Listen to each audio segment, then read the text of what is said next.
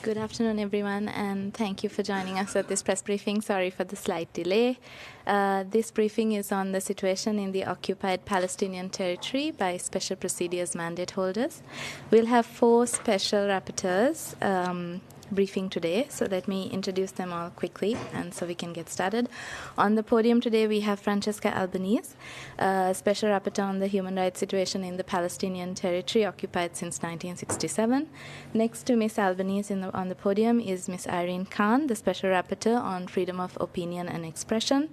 And online with us today is Mary Lawler, who is the Special Rapporteur on human rights defenders. And last but certainly not least is Mr. George Katrugalos, the independent expert on international order. Each of the speakers today will have brief opening remarks, and then they'll take your questions. We will begin with opening remarks by Ms. Albanese. Special Rapporteur, you have the floor. Thank you all, and good afternoon. It's a painful honor to be here at such a critical moment for Gaza and for the Palestinians as a whole. 710. This is the number of days of absolute horror that the people in Gaza have endured. 65,000 is the number of Palestinians ascertained killed, including of which 75% are women and children. In fact, we shall start thinking of 680,000 because this is the number that some scholars and scientists claim being the real death toll in Gaza, and it would be hard to be able to prove or disprove this number, especially if investigators and others remained banned from entering the occupied Palestinian territory, and particularly the Gaza Strip. But if this number is confirmed, 380,000 of these are infants under 5. 1,581, this is the number of health workers killed in Gaza. 252 is the number of the journalists, your colleagues, killed in Gaza. And 346 is the number of UN staff killed in Gaza. 10,000 Palestinians have been detained, mostly arbitrarily, by an unlawful occupation, which has been starving, torturing, and even raping inmates, including doctors and patients. 75 is the numbers of detainees who have been reported killed in Israeli custody just in the last 710 days. Images of scores of Palestinians taken from their homes, shackled and blindfolded in the middle of the night continues to reach us from the occupied Palestinian territory. Homes, shelters, hospitals, schools, mosques continue to be destroyed. Over 85% of Gaza lies in ruin. The ongoing assault to take the last remnant of Gaza, meaning Gaza City, will not only devastate the Palestinians, but endangers also the remaining Israeli hostages, putting their life in great danger. Meanwhile, the West Bank is not having a much better present. The situation is unraveling under intensified pressure. Over 1,000 Palestinians, including 212 children, have been killed in the last 710 days. 1,600 is the number of the raids, with a 22% increase compared to the previous years over Palestinian inhabited areas. And so the numbers of targeted killing is also going up, which is the most severe since the Second Intifada, with the full destruction of refugee camps, and 40,000 Palestinians have been forcibly displaced. In all this, our annexation continues unabated, with family entering multiple times of cycles of displacement, facing the expansion of settlements and outposts. No space is safe for Palestinians, but no space is safe for international law under this brutal occupation. And behind every statistic is a human life, a story cut short, a family broken. The trauma and grief will last generations. Meanwhile, far too many states continue to look away, normalize the suffering, and they even profit from it. Arms, trade, and diplomatic engagement with Israel continue unabated, and this is not just morally wrong, this is unlawful.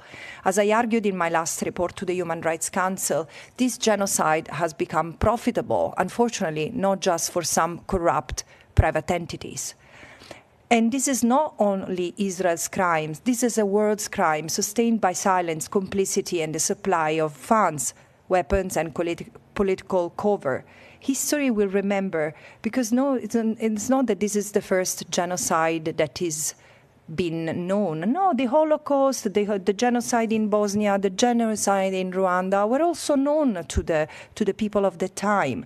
But this genocide happened because the world didn't care enough to stop them, like today, or not. But today's genocide has something different. It's openly incited, cynically denied, and relentlessly supported, armed, and weaponized, while those who oppose it are silenced, beaten, criminalized, and smeared. This is why I say this is the shame of our time, and the collapse of the international legal order lays in this moment, not only for the Palestinians, but for all of us. So I asked prime ministers, presidents, foreign ministers, so-called world leaders, how do you sleep? When will you act, truly act beyond the words? But I also see courage. Dock workers, trade unions, students, mothers and fathers, ordinary people everywhere are refusing this complicity. And their message is clear. No more genocide, no more apartheid. Starting in Palestine, the future millions demand is one of justice, equality, and freedom, and is still within reach if we act now. Thank you. Thank you, Ms. Albanese. Our next speaker will be the Special Rapporteur on Freedom of Expression. Ms. Khan, you have the floor. Thank you. I will just say a few words to complement what Francesca Albanese has said, and I will, of course, focus on the issue of my own mandate, freedom of expression. Gaza has become the deadliest conflict ever for journalists. More journalists have been killed in Gaza than in both world wars, Vietnam War, wars in Yugoslavia, and the war in Afghanistan combined, according to one research institute. As Francesca mentioned, the UN number right now is 252, but that is, of course, likely to go up because every week we hear news of more killings. In August alone, 9 journalists were killed in 3 horrific, bloody incidents, as you may remember. Many of these 252 journalists have been targeted, by which we mean deliberately picked out and killed because of the work that they are doing to expose the atrocities, the crimes, the genocide on the ground. Let me spend 1 minute on the strategy that Israel seems to have developed, where they will first delegitimize and discredit a journalist. Smear campaigns are started, accusing the journalists of being terrorist supporters or terrorists themselves, and then they are killed. So it is not just killing journalists, but the attempt is being very clearly made here to kill the story, because local journalists in Gaza today are carrying the brunt of that killing spree, because they are the only ones who are there. Gaza, what is happening in Gaza is extremely unusual in that I cannot recall another situation where a member state of the United Nations has denied access to independent international media for a conflict, for atrocities, for the unfolding of genocide, and now genocide actually happening over almost 3 years at this stage. We have not seen in any other country a situation like that happening, where international media are being denied independent access. The burden then falls on the local journalists who are being picked out, as I mentioned, and killed, labeled as terrorists, and killed. Journalism is not terrorism.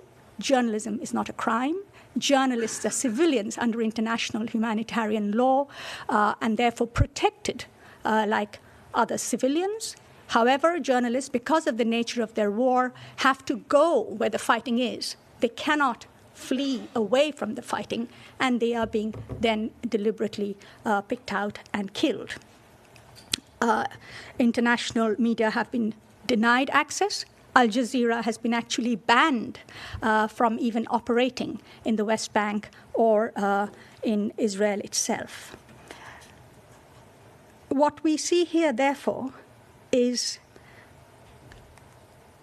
as Francesca Albanese, as you know, has written about the anatomy of genocide and the economy of genocide, and I would say that the story of the way in which journalists are being killed, silenced, killing journalists, murdered, in fact, is the cover-up of genocide, because these local journalists are the main source for news right now from the ground up.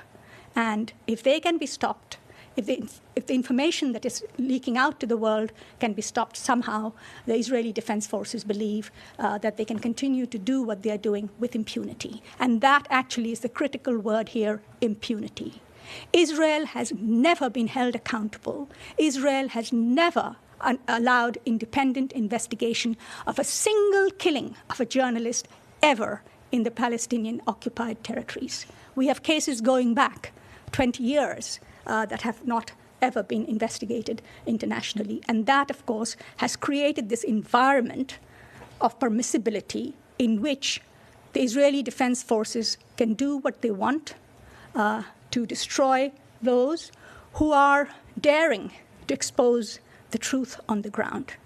And that, to me, is a big tragedy, certainly for the journalists themselves, certainly for the genocide in Gaza, but I think for media freedom around the world. A terrible precedent here is being made.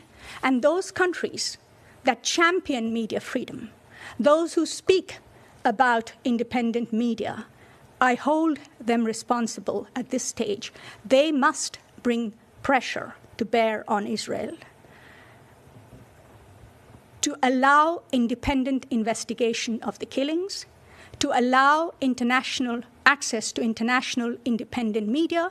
The very presence of international independent media will give some degree of protection to local journalists who are out there working alone.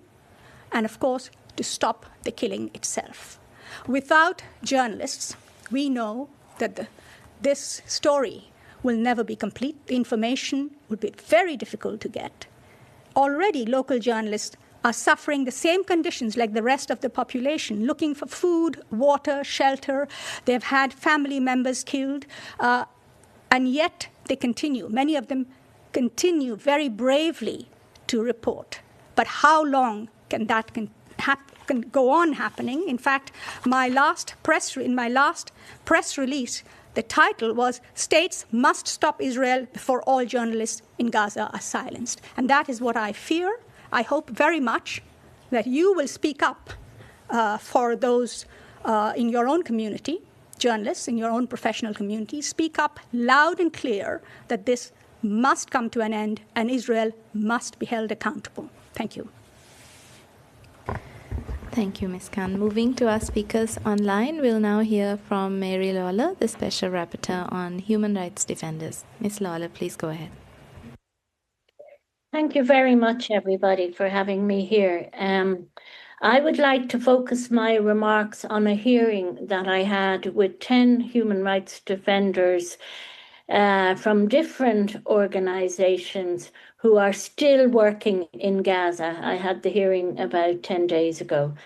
I'd like to focus on what they bring their voices, in fact, on what they said about daily life, about the risks that they're facing, about the funding situation and what they are calling for. So first on the daily life, they're like everybody else. They're in the same catastrophic situation. They have no homes and they have no offices.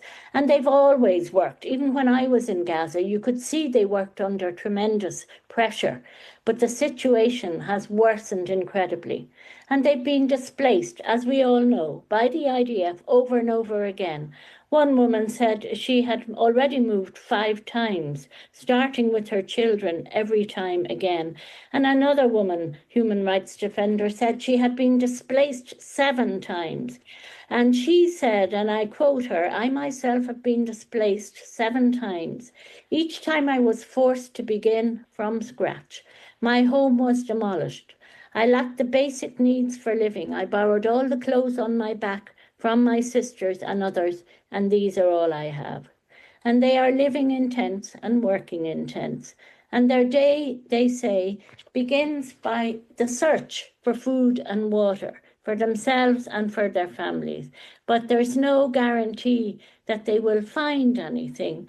And one of the women human rights defenders on the call, on the online meeting, said that she had had no water that day because there was no water and it was already midday in Gaza. Another woman said, you know, she sets off in the morning and she's so afraid that anything could happen when she's looking for supplies and she won't come back because they have no protection and she could be killed. And she says, you know, I see my child and my child should be going to school.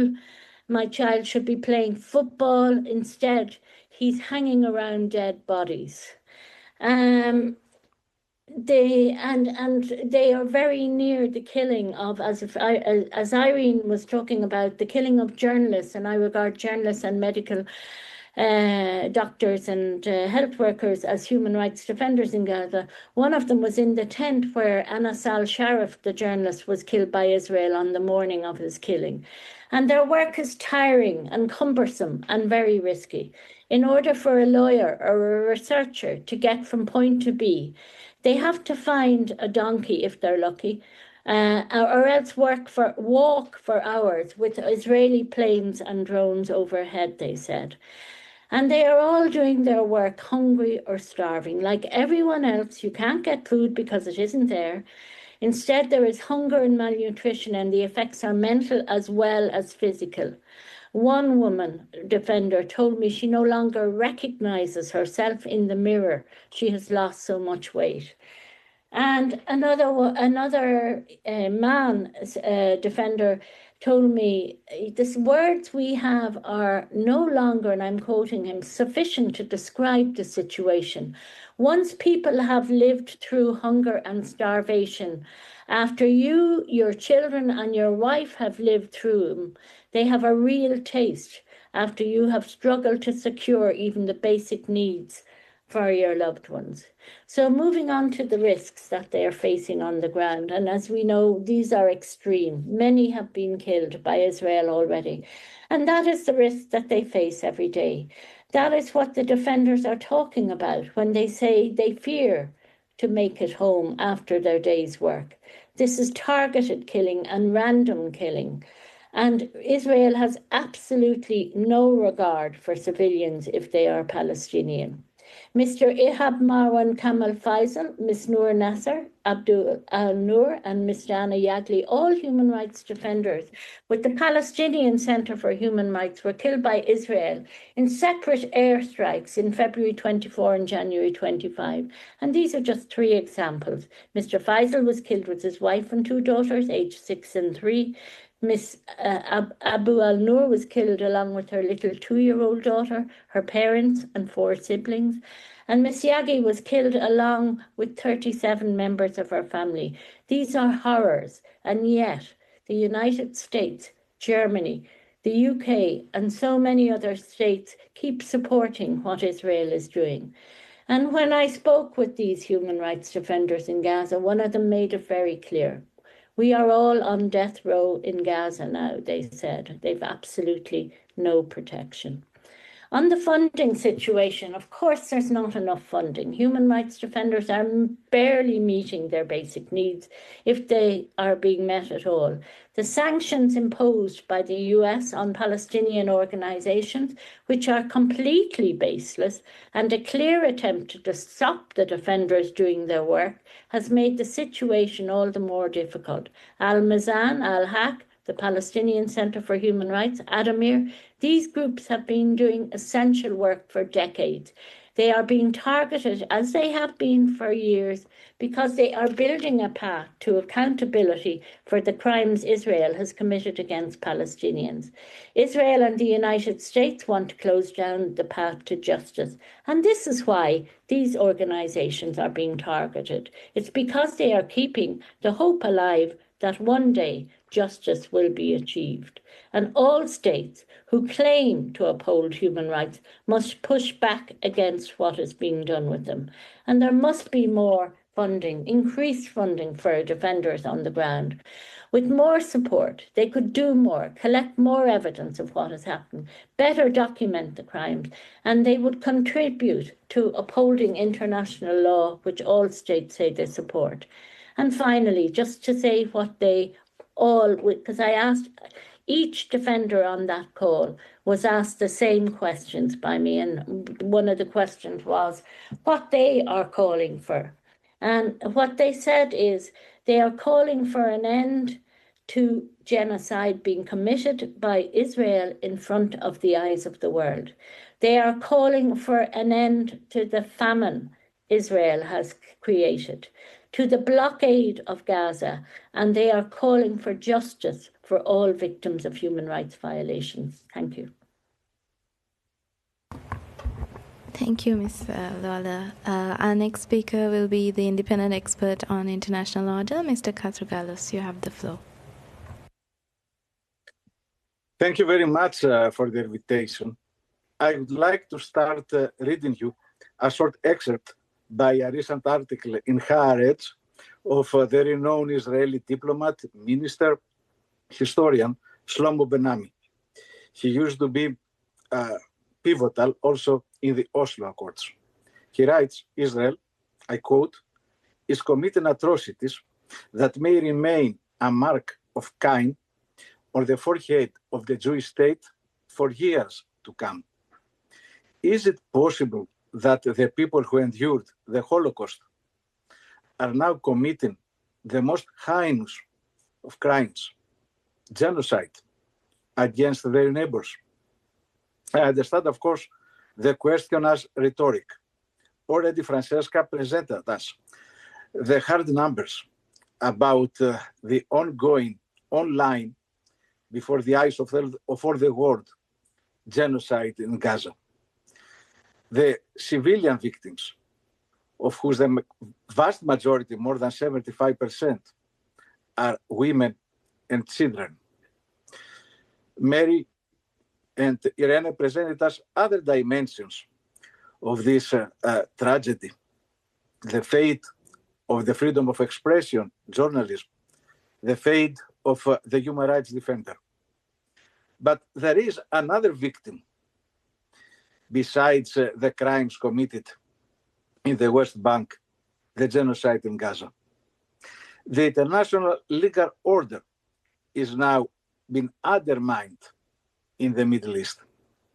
There is an unraveling pattern of unlawlessness by the multiple attacks of Israel against almost all its neighbors and also some of non-neighboring states like Iran and Qatar. The recent attack of Qatar was without precedent exactly because killing members of negotiating teams go against diplomatic patterns that have been founded even in the ancient times, in classical Athens or Rome. By this attack, Israel clearly undermined one of the few credible avenues to prevent further destruction, release the hostages, and open a path to peace.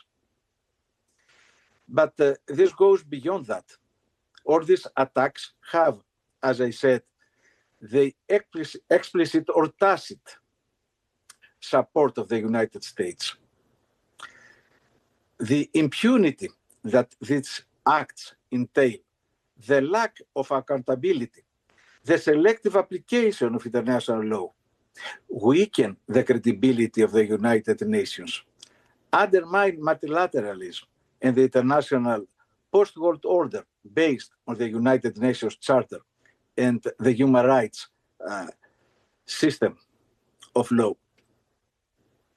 Such actions, it's clear that widen distrust, erode international norms, and encourage impunity. We have heard the European leaders saying that Israel is doing the dirty job for all the West. If we accept this mentality, we create the conditions when further human rights violations in the future are going to become the new normal. We know what we should do. We have the opinion of the International Court of Justice and the related resolution of the General Assembly.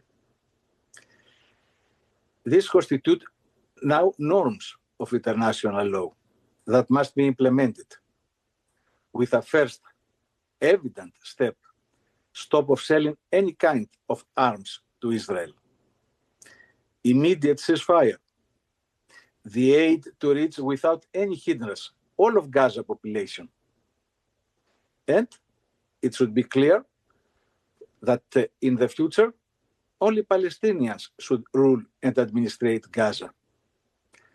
A Gaza resort without its citizens, it's a dystopian nightmare. And of course, this must be only the first step towards a full sovereign Palestinian state. It is clear that we cannot have peace without justice. And now it is on us, the whole humanity, not just to follow passively in our screens the genocide, but put a stop to it. Thank you. Thank you, Mr. Katrougalos. The experts will now take questions. Please state your name and organization before asking. And since we have 4 speakers, I'll also ask you to please indicate to which expert your question is directed. Okay. Yes. Thank you very much to everybody for this briefing. Olivia Lepoidova from Reuters. I have 2 questions, if I may, for Ms. Albanese. I just want to understand, just firstly, what brings you to Geneva, and if you've met with anybody in particular today during your time here. I also noted on your travel schedule that you won't be at the UN General Assembly, and I just wanted to clarify if that was related to sanctions placed against you by the US administration. And just secondly, you're mentioning there about your concerns about Gaza City.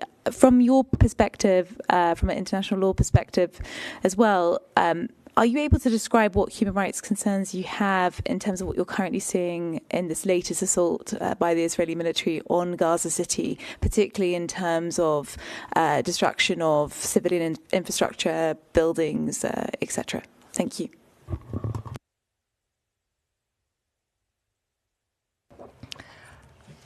It's interesting that the first question you asked me is about my travel schedule, which I'm not going to share. It's true that it's an exceptional visit because I don't often come to Geneva.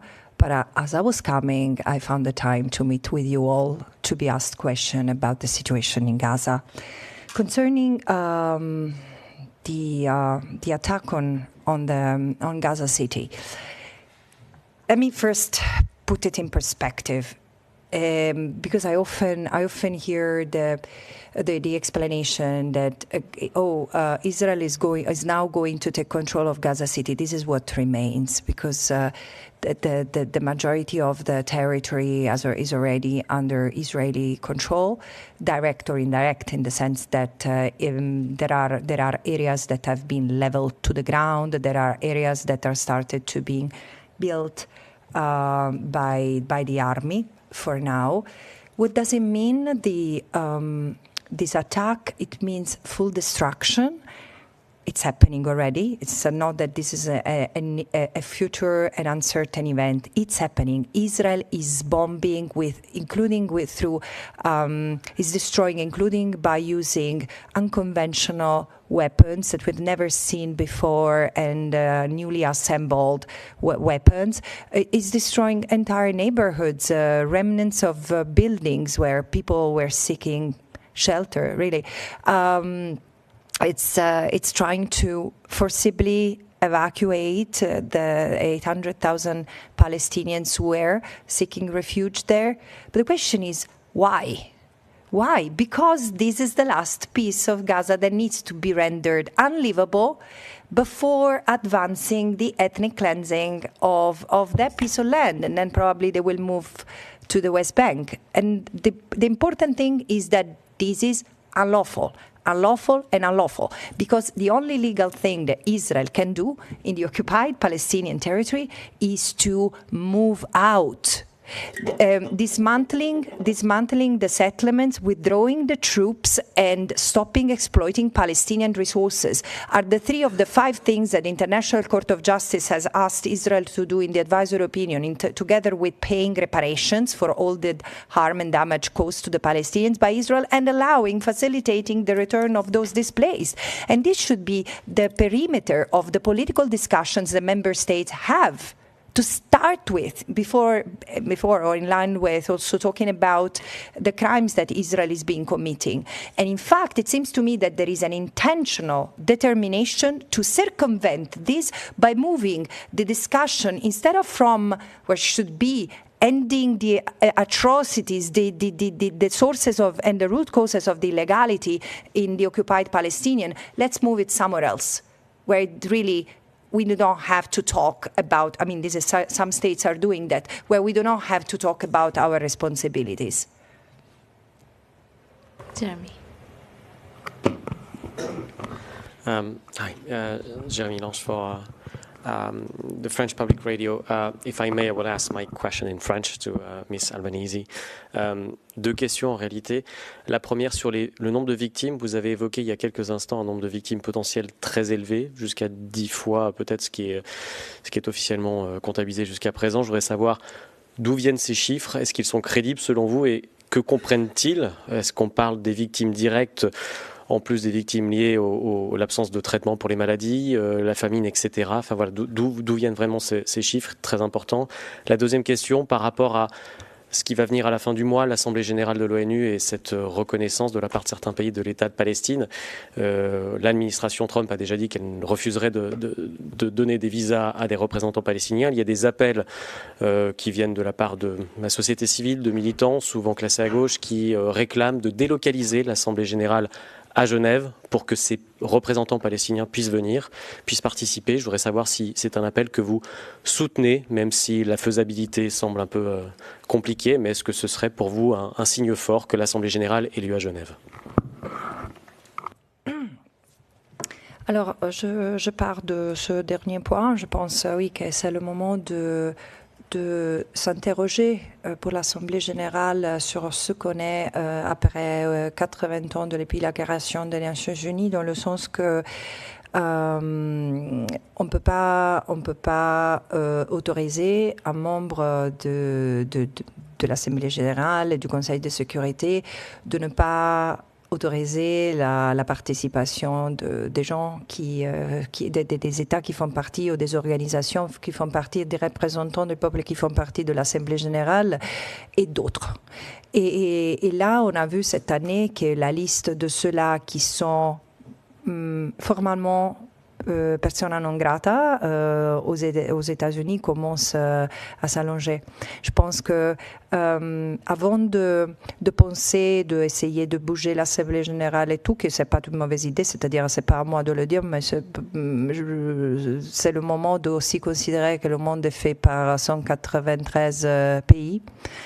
Et si les États-Unis continuent à montrer cette hostilité, alors je pense qu'il y a de quoi se demander si ce n'est pas le cas de bouger l'organisation, mais ça ne me concerne pas. Ce qui me concerne, c'est que je voudrais voir un engagement concret de la part des États afin de garantir qu'il est tout représentant qui a le droit de s'asseoir à cette séance de l'Assemblée générale soit présent, sans discrimination. Et la chose qui est frappante, à mon avis, c'est qu'il y a une fragmentation aussi des forces qui devraient s'unir à défendre ceux-là qui sont punis injustement. Et voilà. Je sais qu'il y a des propositions aussi de tenir la séance de l'Assemblée générale hors de New York. Évidemment, ça n'a pas passé. Les chiffres que j'ai mentionnés, en fait, viennent de différentes sources. Il y a le Lancet, il y a des chercheurs israéliens qui ont aussi poser ce chiffre. Ça vient de différentes sources. En fait, c'est le calcul de ce qui a été détruit à Gaza et la capacité si je comprends bien les statistiques, de contenir. C'est une étude sur combien de gens apparaissent être présents à Gaza, confirmée par contre par des documents relâchés ou leaked par l'armée israélienne, mais aussi ce qui pourrait être être causé par les frappes, surtout les frappes c'est-à-dire ces morts à cause des traumas, à cause des destructions de bâtiments et tout ça.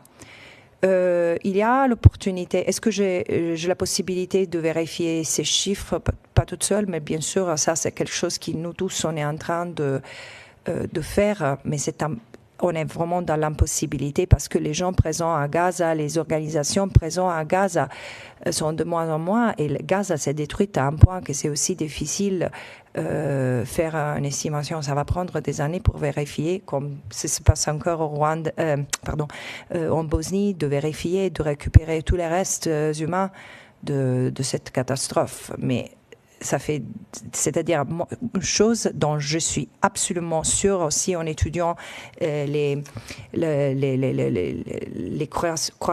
croissance et l'intensité des morts par rapport aux frappes, c'est que depuis longtemps, on a les sources sur place, soit palestiniens, soit non gouvernementales internationales et Nations Unies, n'ont plus la possibilité de compter tous les morts. Alors, les 64 000 qu'on continue à citer sont ceux-là qui ont été vérifiés. Mais c'est clair que c'est une très forte sous-estimation.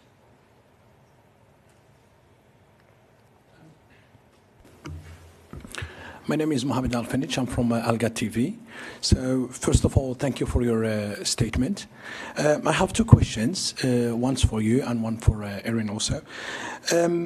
According to our reporter, Alga TV in Gaza, we have some local reporter there today, just till this moment, 41 people being killed in Gaza, 28 in the city of Gaza and north of the Gaza Strip, 12 on the south of the Gaza Strip, and 1 on the middle of the Gaza Strip. So, and I'm sure by the end of the day, you're going to reach more number. You mentioned the law in your report, and it was clearly mentioned what's happening in Gaza. But what do you think it should be done? I came from London, and we see daily basis British government said they need ceasefire immediately. European Union also, United Nations. And they're asking Israel to do the ceasefire. Israel is not responding. So it's any other tools. We can make ceasefire, according to your experience or your own opinion. And my question to Erin, you said the journalism is being scared and the story being killed before even the journalism start. And we know the situation as journalists, when you're working in that kind of field, how you can make the statement, how you can be, either you look after yourself or you tell the truth. And what we can do, or what you can do to protect the journalists in Gaza. Thank you.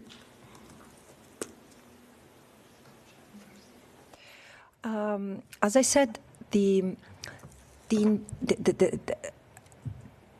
international law is of extreme clarity when it comes to the situation in the occupied Palestinian territory. I really don't know what else can be said? Because I don't think that member states do not understand. They just don't want to do what we are all, the human rights community, reminding them they should be doing, because there is an obligation not to aid and assist, not to aid and assist in any possible ways a state which is committing international wrongdoing.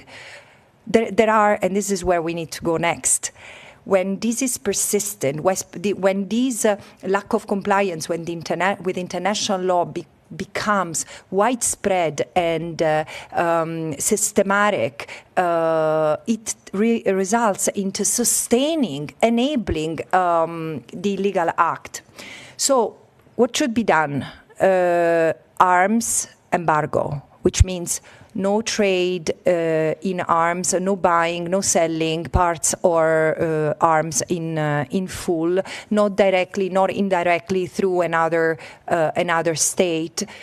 This is the first thing that member states should have done already last year when International Court of Justice recognized the risk of genocide, and then, in the case of Nicaragua versus Germany, reminded member states of their obligation not to transfer weapons to a state which might be committing violations of international humanitarian law, meaning war crimes. And it's clear that Israel is, you can say that really closed eyes that Israel is committing war crimes. How? Because Israel was already committing war crimes before October 7, the colonies, the blockade, etc. So you see, there has been a level of normalization of the legality that Israel has ended up representing. And now it seems that member states almost don't know how to react and do the right thing, come back to a path of compliance with legality. But then there are countermeasures that member states have to take, and the stopping trade is not just for weapons; it's also for regular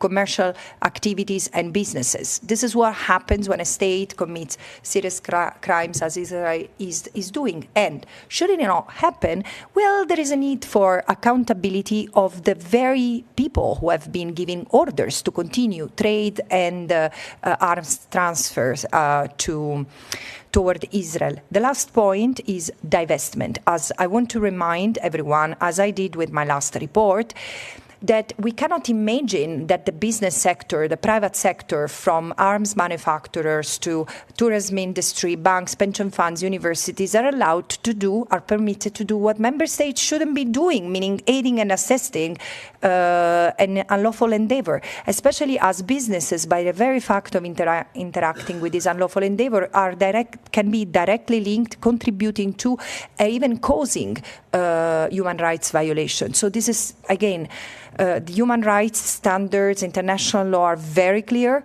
It's clear, equally clear, is that member states tend to violate international law in this context rather than abiding, and so it's time for justiciability. And again, everyone who's partaking in this endeavor must be held accountable, of course, based on the possibilities of also civil society judges and lawyers on the ground.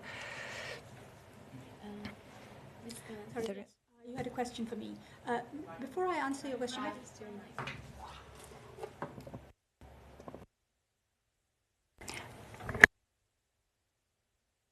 let me.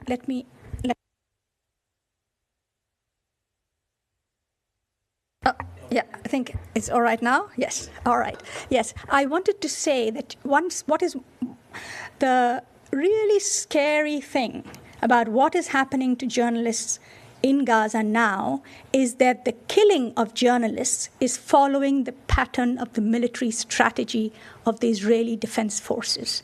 If you look at August, you will see that the killing of Anas al-Sharif took place just as the Israeli army was preparing to invade or re-invade Gaza City.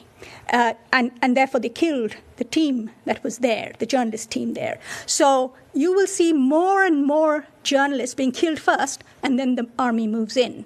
That is what is happening. Now that is totally against anything that has ever been written in international humanitarian law about the protection of media in war times. Destruction of the equipment, killing of journalists.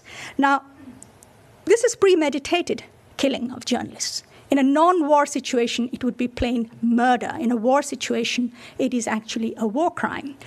What can be done about it? I think Francesca has already mentioned about sanctions that member states can put on Israel for committing or as a deterrent against war crimes, arms embargo being an obvious one. But I think international community, member states, the media, champions of media freedom, need to put the safety of journalists in Gaza much, much higher on their agenda than they are doing now. You said you come from London. Keir Starmer met with the president of Israel, I believe, earlier this week. Did he talk about the killing of journalists? Did he raise that with the president of Israel in terms of accountability, independent investigations? Did he demand that the BBC and other independent media, international media outlets be allowed into Gaza?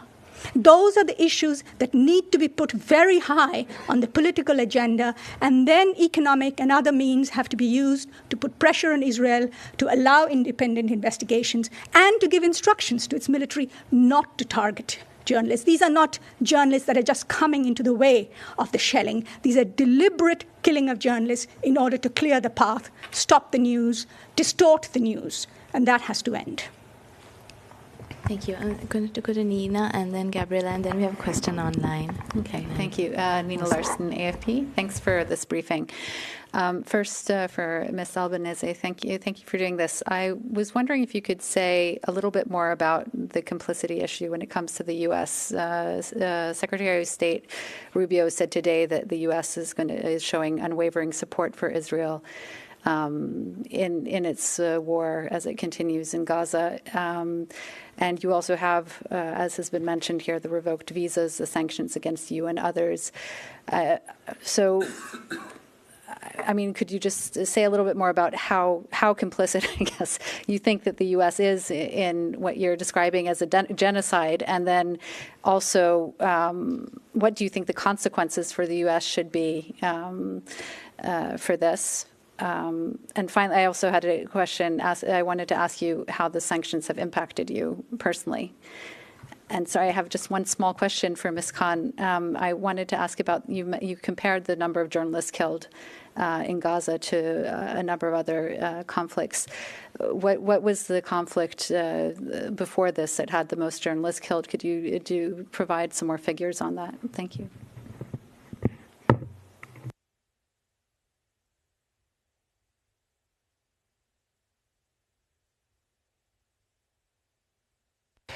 Okay.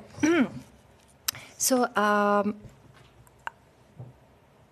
will have to encourage you to wait another couple of weeks regarding full answer to that question regarding complicity, because this is the topic of my next report to the General Assembly, which again, just to also go back to the first question, yes, I'm trying to go to the United States. Things look not particularly promising, but this is what I should be doing.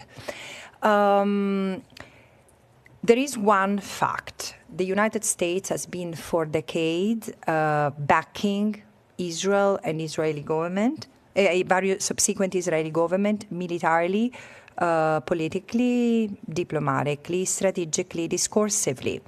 And however, and this is also true for the previous administration, however, with the current administration, things have passed the Rubicon. In a sense, we are really in uncharted territory, in the sense that while the military and financial support is not new, what I find somewhat having passed a breaking point is the political cover for Israel, because there is also with the attacks in the region that target also a number of states that have been seen like considered allies of the United States. There is a possible acceptance that the alliance with Israel is worth the erosion of other ties. There is a risk in this. I mean, I don't understand why people don't see the danger, the extreme danger of what is happening right now. But going back to Palestine, what I find what I find extremely, extremely concerning is the incitement, what has changed at the discursive level. Because since February, I said when the Trump administration, when President Trump evoked the image of the Gaza Riviera and hinting the Palestinians should leave, I would say this is the first time that U.S. endorses publicly, making it become a part of the U.S. foreign policy, the forced displacement of the Palestinians. In the sense, clearly they didn't oppose it, but at the same time, they never endorsed it to the point that it became U.S. policy, and this has become more evident, and I think it's wrong. It's wrong. It's legally wrong, morally wrong, and dangerous. The sanctions are unacceptable. The sanctions against me, of course, I am the first U.S. person to be sanctioned, and this must be removed. I mean, I urge the United Nations, like the Secretary General, the members of the General Assembly, don't let this become a precedent, because it's not going to be limited to me as it always happened. It's extremely serious because it violates in one stroke of a pen the UN Charter, the UN Convention on Privileges and Immunities, but it's totally retaliatory, and it doesn't only affect me. I keep on saying I have members of my own family, including my daughter, who are directly affected by these, and it's incredible the financial hurdle that this is causing to my family. Why do I have to pay with my own life for what? For having done my job? So again, I don't like the personalization of what matters. This is why I'm saying what happens to me is now happening also to 9 judges and prosecutors of the International Criminal Court, and this should have created really such an uproar, but also Palestinian human rights organizations. So on the one hand, I expect the United Nations to stand firmly against this.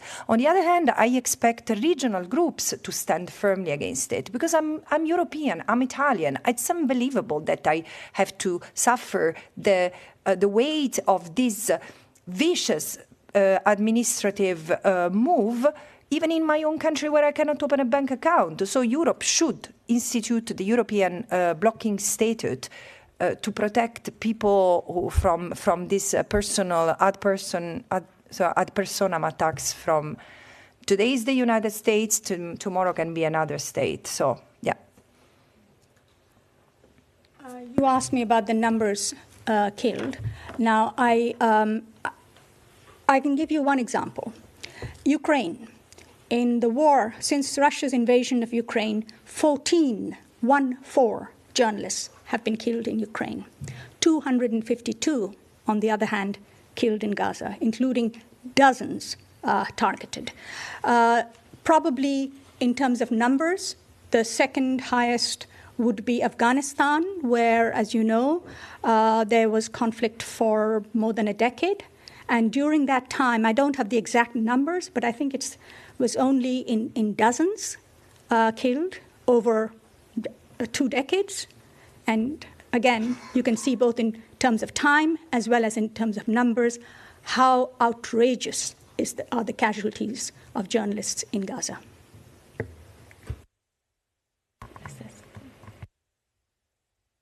Gabriela, and then Musa, and then thank you very much. Have some questions. Gabriela Sotomayor, Mexico Proceso. Do you think that Mr. Netanyahu cares about the hostages? Because we were here talking with the mothers of some of them, and they say that they feel abandoned by Mr. Netanyahu in the case of the hostages. That is my first question. Then to Irene Khan, how is the situation of freedom of expression inside Israel, freedom of the press? Because I don't know if young people, women, do they know what Netanyahu is doing to the children in Gaza? I mean, do they know? And then my last question is on silence. That is complicit of what is happening. Is there a way to hold accountable a country that is not saying out loud what is happening and condemn it, like USA, for example? Is there a way to hold them accountable? And I think that's it.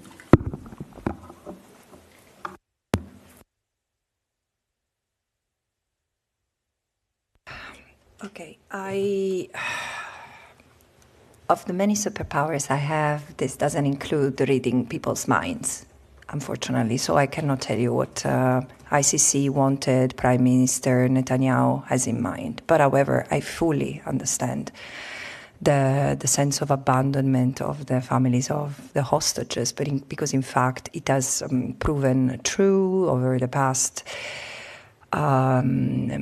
years that the hostages could be all brought home through negotiation, brought home alive, without suffering, without enduring the bombing and the starvation. And of course, what has befallen Gaza could not spare the hostages. The moment you curtail the access to all kind of living necessities, this is what happens. You undermine the possibility of survival of your own hostages.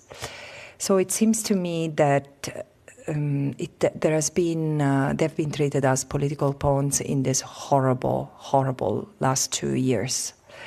And when I invoke the end of this of the horror in Gaza, of course, or not in Gaza, in the occupied Palestinian territory, of course I have in mind the millions of Palestinians who are trapped in the Gaza ghetto, but also the dozens of hostages who still remain there. And then, of course, my thought also goes to the thousands of Palestinians who are held hostages by an unlawful occupation in the West Bank, from the West Bank and East Jerusalem.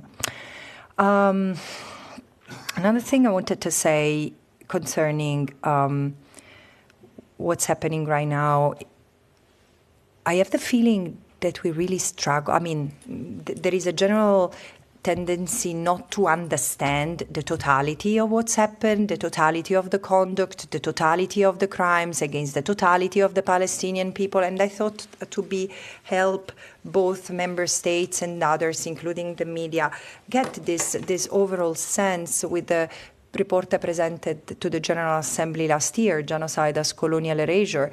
There is a design that seems very much to have been pursued in the erasure of Palestinian life in Palestine. I understand that history requires time to be understood, but certain truths in this context are so stark that they demand recognition in the very moment they are told. And again, the very fact, I'm grateful to my colleague Arin Khan to share this important piece of analysis and say, we are looking at the geolocations of each killing of journalists, and we say that there is a pattern, but I've seen it myself with a few investigations of the death of killing of journalists that has happened. I mean, it seems to be either in anticipation to an attack, so there can be no documentation, or retaliatory, as it happened in the case of Fatima Hassouna. Fatima Hassouna was supposed to be at Cannes for the screening of her documentary, and she was killed the night her documentary was announced as being at Cannes, with missiles that killed her and her family. So again, we tend to trivialize this genocide, because, as I said, behind each story, behind each killing, behind each starved person, there is a universe that, poof, has been pulverized. And we do not even have the time to recognize and mourn each of them, because this is the pace of our life and the pace of this genocide. with relation to the situation in Israel, there is no country in the world, I believe, that can remain untouched when it conducts genocide and war, killing of journalists on its borders, can remain untouched within the country. And of course, freedom of expression inside Israel is also restricted by law. For example, there is heavy censorship of media and very little independent media. The owner of Haaretz, Al-Haaretz, which is probably the only independent print media still left, himself has talked about the kind of pressure that they come under from the authorities. But there are also mob attacks. There have been mob attacks against Israeli journalists if they report. If the people feel that they are reporting against what they see as Israeli interests, if they are reporting favorably sometimes on Palestinian issues. Last year, Israel adopted a Foreign Media Act under which it has banned Al Jazeera, but that same Foreign Media Act, of course, also has a chilling effect on other foreign media present in Israel. They are not allowed to report on what is happening in Gaza. They can only report on what is happening inside Israel. So overall, there is a chilling effect, I think, on media freedom inside Israel that is damaging Israel's own media sector quite significantly. Mr. Katsoukalos, who is online, did you have something to add? Yes, I have a short comment on the question about the hostages. I think a clear indication, if not proof, of the fact that hostages are not a priority for Prime Minister Netanyahu is the recent attack against Qatar. It was the only open diplomatic channel for the release of the hostages. I understand that for this reason, understanding that the policies followed now by Israel are against even the long-term interests of this country, we see the appearance of a peace camp. Small now, but already including a former prime minister, several ministers, among them ministers of defense, former heads of Mossad and IDF. These are neither pro-Palestinian, nor, of course, against the state of Israel, but they realize the impasse, realize that genocide and the perpetuation of raw violence cannot resolve anything, and they understand that the only solution is return to the diplomatic solutions through the United Nations, which are not the house of darkness, as Prime Minister Netanyahu portrayed it during his speech at the General Assembly. Thank you. Thank you. Musa, yes, and then Catherine, and then we have Ravi online. Merci beaucoup, Madame Albanese. Avec l'attaque d'Israël contre les responsables palestiniens à Qatar, je suis là. Alors, avec les attaques israéliennes contre les responsables palestiniens à Qatar, on voit qu'Israël a franchi vraiment une nouvelle étape. Et aussi en menaçant Qatar et autres pays, donc ces menaces de Benjamin Netanyahu et autres responsables israéliens, de renvoyer les Palestiniens autrement, avec une menace de faire plus ou moins la même chose. Donc, c'est ce qu'on comprend.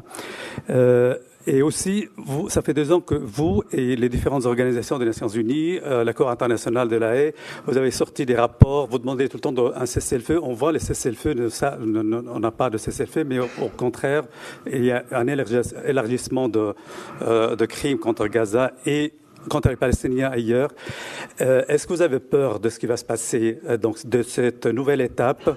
Est-ce que vous avez peur de ce qui va se passer dans les semaines et mois à venir? Et aussi une petite question concernant ce qui se passe en Cisjordanie. On n'a pas parlé de la Cisjordanie. Merci beaucoup.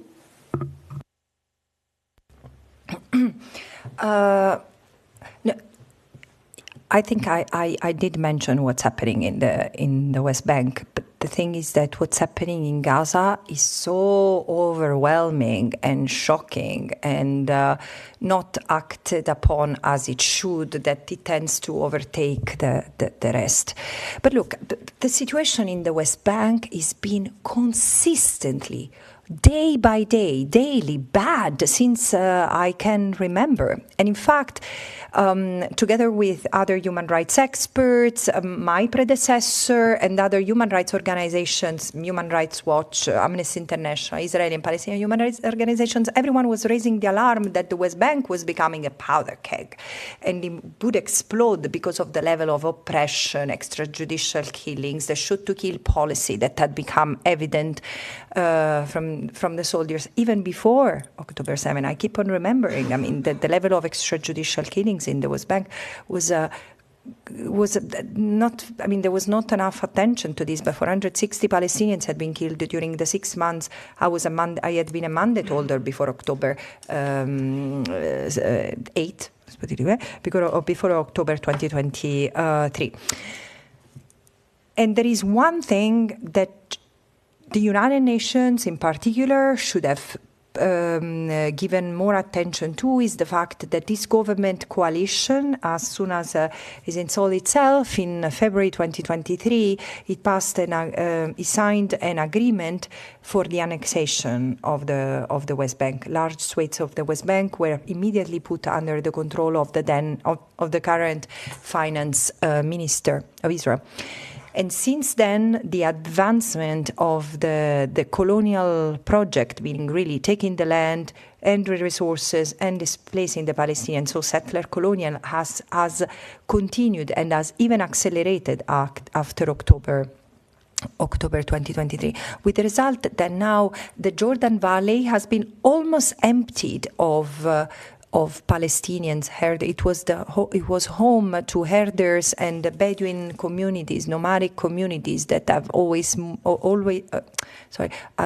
almost entirely left the areas. Those who remain are at serious risk because there are ideological, violent, armed settlers attacking them on a daily basis. And there are only few organizations, which I'm not going to name, in order to protect them.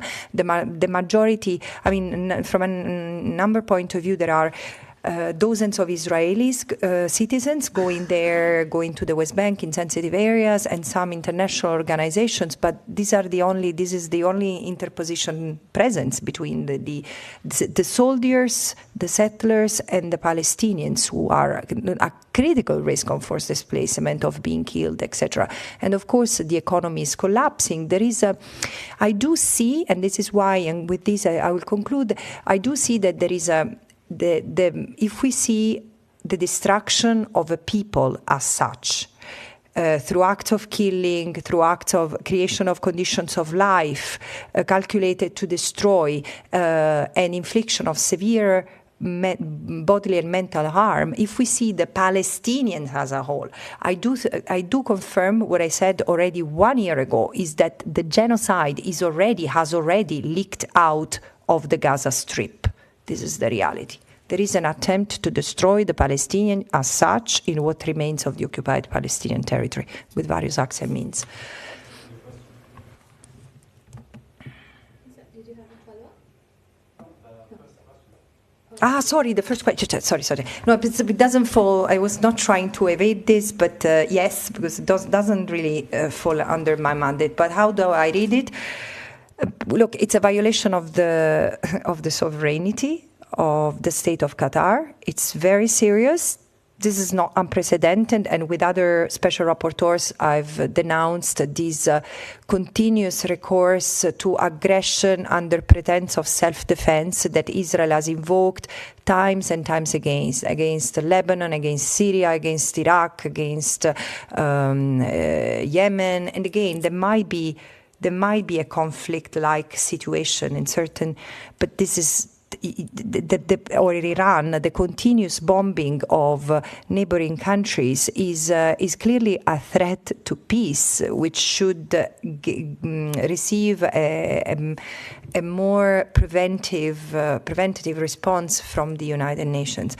What I fear, and again, I I defer this to better analysts than me, but what I fear is that also when I look at the maps that some Israeli leaders continue to portray of Greater Israel, I just wonder, and this is something for you journalists, I wonder if Greater Israel is not to be understood, not merely as a territorial project defined by border expansion, but as a project of domination sustained by primarily US, but also other West-centered interest, in which every alternative socio-political force is neutralized.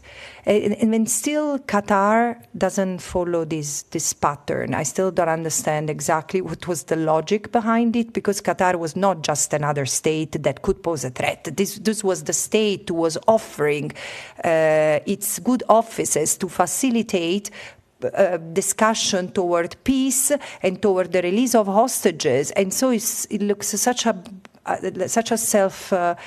self goal in a way that I really don't know. But I'm very scared by what's happening in the region. Thank you. We've run quite a bit over time, so if you have extra questions for the mandate holders, we are happy to pass them on. I'm just going to quickly go to somebody online who's been waiting a very long time. Ravi, you can ask your question. Yeah, thank you. I hope I am audible. The question is to Ms. Francesca Albanese, as well as Mr. George Kotrovolos.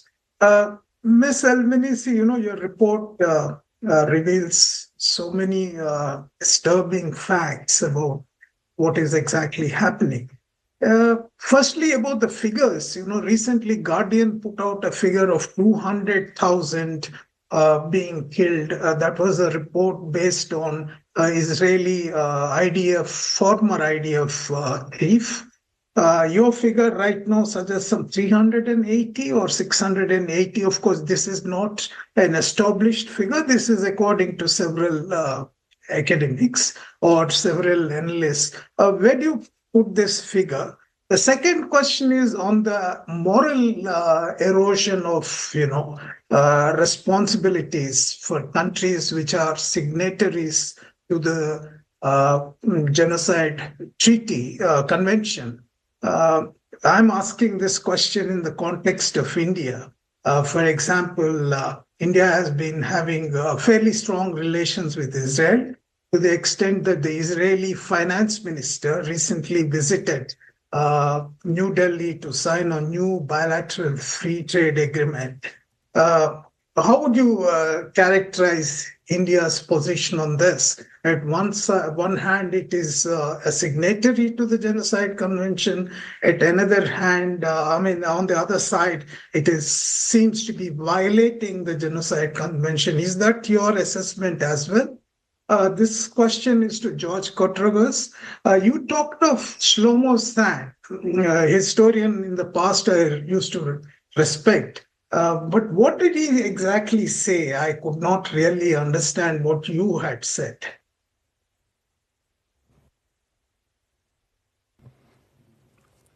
Again, I repeat what I said before, that the figures we tend to rely, I was very clear to say the figures I continue to rely upon are around 65,000 people killed in Gaza, and these are the figures that come from various sources, but all corroborated, verified by the UN country team on the ground. And at the same time, I was saying that I'm worried because it continues to come up, and this comes from scientists, and it comes from medical experts who have been operating in other conflict, and people who have access to to Israeli sources that refer to figures that can go from 300,000 to 600,000.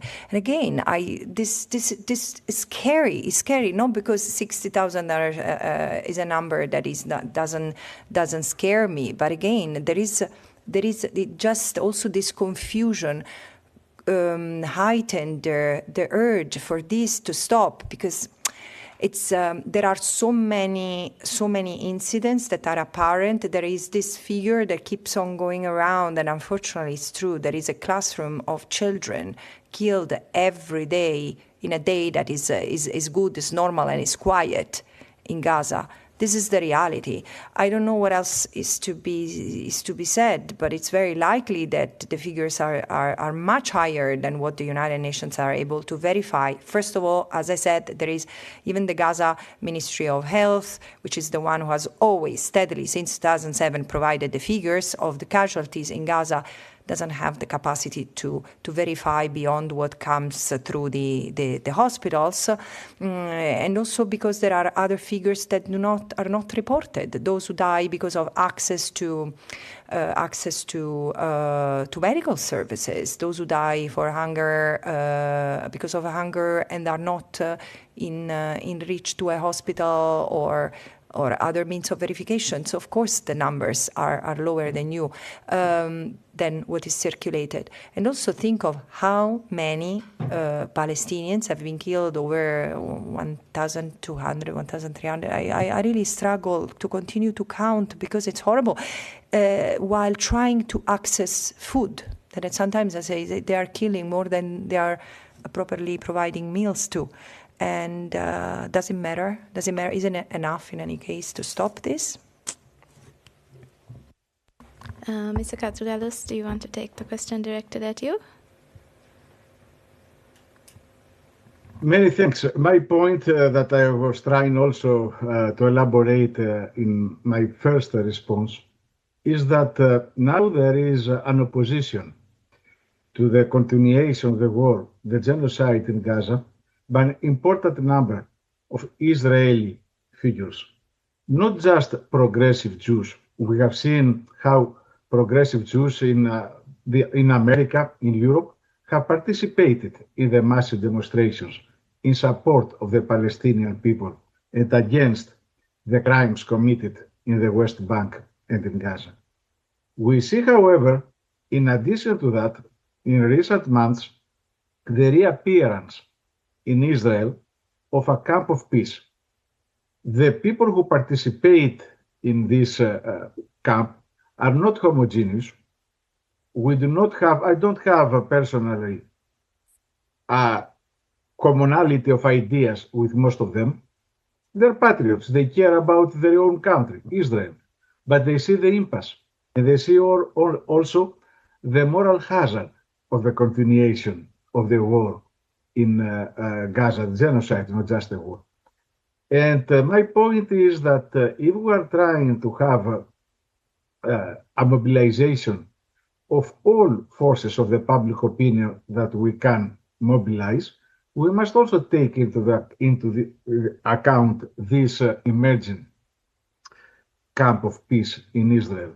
I repeat, without agreeing on all issues with them, but agreeing on this one capital issue, that the genocide must end and that the only possible solution is diplomatic. Thank you, Mr. Katrougalos. I think we will close this press conference. Thank you very much for your participation, and thank you to the experts online and here who have taken part. Have a good evening, and send us any questions you want passed on, and we're happy to do that. Thank you. Thank you very much for coming.